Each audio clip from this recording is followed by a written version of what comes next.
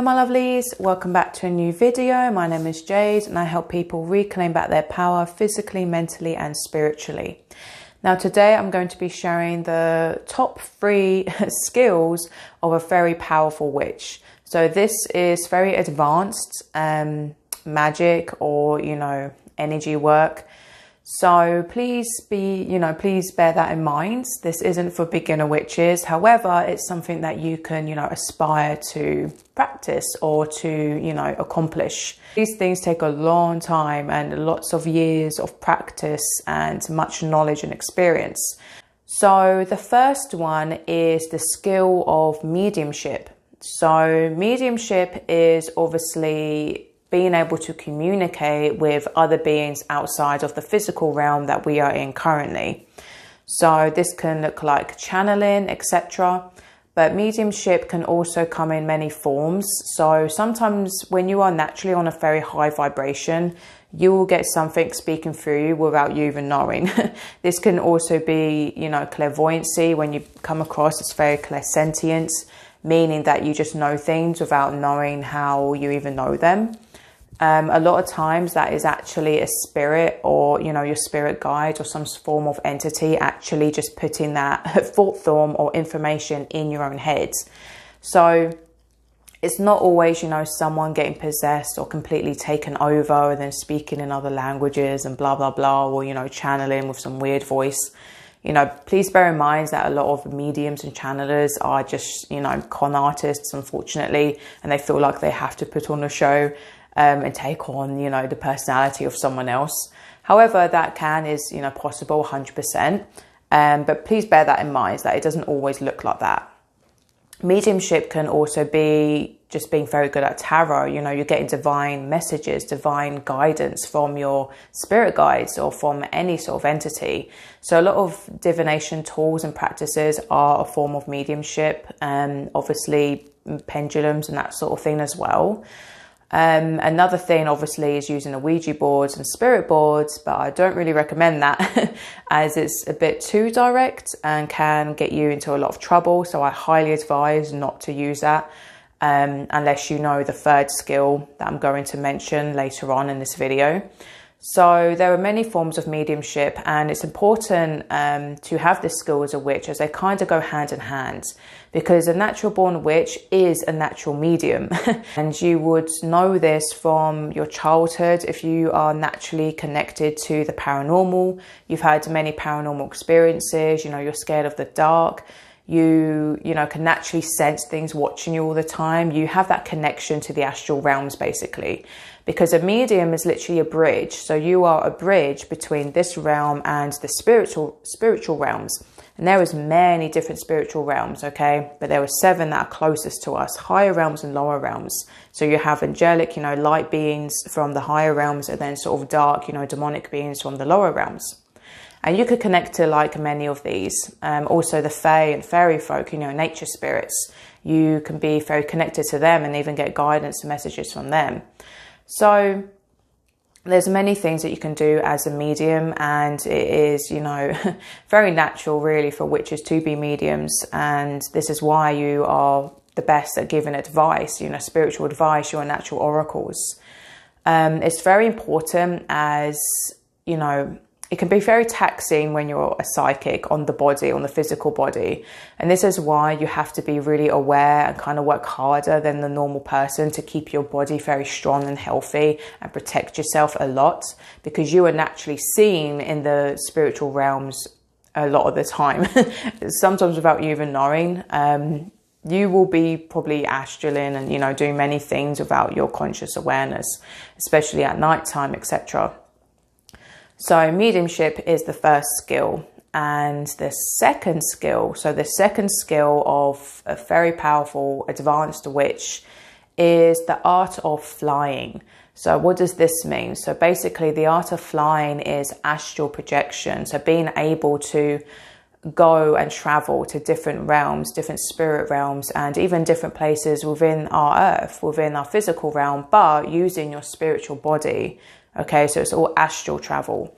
This even includes like lucid dreaming, that sort of thing. So basically you're traveling, you have the ability to travel within your own consciousness. You're able to explore different states of consciousness. So there's many things you can do, and it can be very fun and very useful as well. Like if you are able to develop the skill of being aware in your dreams, it's a very powerful and amazing thing to do, because you can do so much within that. You can travel back into your past lives, you can travel your subconscious memories, and you can connect to your ancestors. You can connect to so many things. You can even connect to the Akashic records, and you can go and find out knowledge. This is why like witches like in the 1600s, etc., were burnt and killed by, you know, masses of, you know, the Christians, etc., because they were a threat. Because if you're naturally psychic, if you're naturally clairvoyant, and you have access to truth, you have access to knowledge that other people want to keep hidden, to keep, you know, people suppressed and controlled, basically, you are a huge threat to them, to their way of being, to their sinister agendas. So this is why they were called, you know, devil worshippers and all this shit, because they're a huge threat. So basically, the art of flying, astral projection, is a highly advanced, you know, very good skill to have. It can actually be easier than you think to actually do it. Again, it's like anything. You just have to practice. It's a muscle, like it's like working your third eye, okay? So you have to have a very active, clean pineal gland and third eye to be able to explore your consciousness, to be able to have astral projection, etc. So this is why witches are always seen with a broomstick, because it actually symbolizes them flying. It symbolizes them having natural abilities to explore, to go around everywhere. And a very good film that I saw recently is actually Dr. Sleep, that depicts this in really good, the astral projection scenes. And there's a lot of truth in that film, by the way. But that's a whole other video. But that's a very good film to watch, so I'd watch that. A very good tool to help develop this as well is obviously meditation. So basically being able to train yourself to be very still, very relaxed, very, you know, in trance-like. So again, I'll do another video about astral projection, but of course there are warnings, and I do already have a video about that. So the warnings and dangers of astral projection, because with all three skills that I'm going to mention here, of course there are dangers. So this is why these are advanced skills, and you must know how to protect yourself. Please do not take them lightly. Because like with everything, there is good and bad, you know, to things, and you don't want, you know, negative entities or, you know, something to potentially hurt you. And it's not always just entities, it's actually just burning yourself out as well, because these things take a lot of energy. So you can't burn yourself out.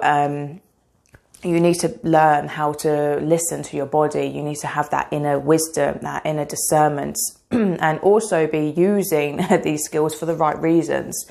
Because if you are immature and you're abusing your skills and you're using these things for, you know, not so nice reasons, or anything that's very superficial or shallow, that will definitely bite you back on the ass. So be aware of that. The third skill, and it's probably the most dangerous, this one, and requires the two first skills to be able to do safely, is conjuration. Basically what this means is being able to conjure spirits.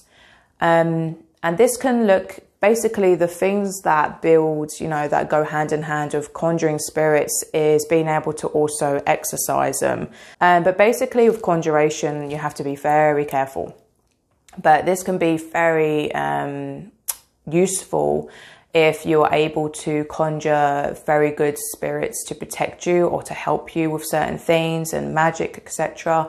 So again, this is basically having a very close relationship with your own particular spirit guide, with your own familiar as well. So everyone has a spirit guide, especially witches. You will have someone watching over you, some sort of entity that's patiently waiting in the shadows, basically. So you need to learn the skill of how to communicate with them. So this is why it goes hand in hand with mediumship. But mediumship is just the communication. Conjuring is knowing how to access them, how to call upon them.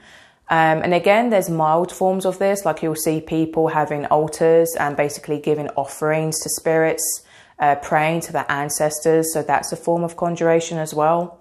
You see this a lot in, like, you know, religious communities even, etc. So being able to connect to spirits, being able to also rid of them. So please do not ever try to conjure a spirit without fully knowing how to exorcise them. And exorcism is a whole skill within itself, and a very difficult one at that, depending on the type of entity that you have to get rid of. So you know, you have to be very careful. You have to be very cautious. There's a very good book purely about exorcism that I'll put a picture of here. The Exorcist's Handbook by, I think, Josephine McCarthy, I think her name is, but I'll put it up here.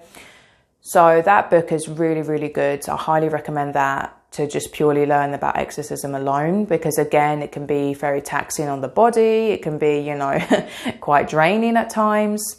And I don't recommend being a full-time exorcist, because it is so draining and it takes a toll on your physical energy and your spiritual energy. So please bear in mind that with summoning and conjuration and all these things, you have to have enough energy and maturity to do them safely and efficiently. So please do not attempt any of these things if you are a beginner. Just look into them and see, you know, what you can achieve and what you want to, you know, learn. But please learn the basics first. So learning the basics of witchcraft and spirituality is 100% needed with any of these things. So please work on your mind, body and spirit first. Build your energy up. Get rid of any ego, any toxic attachments. You know, be in the right environment as well, because you don't want to be doing any of these things if you live in a very toxic environment. Because again, places have energy and certain environments attract certain entities. So please bear that in mind, and I will be doing a further video, further exploring each one of these things. So please let me know if you have any questions in the comments below about each of these skills and what you want to know.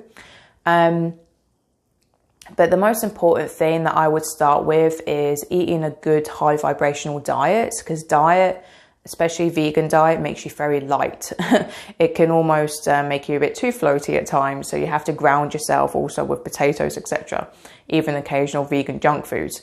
So I always quit alcohol, smoking, any sort of drugs, etc. You do not want to be messing with any sort of psychological substances whilst trying to conjure or astral project or, you know, do mediumship. Please never do, you know, them sort of things unless you're sober.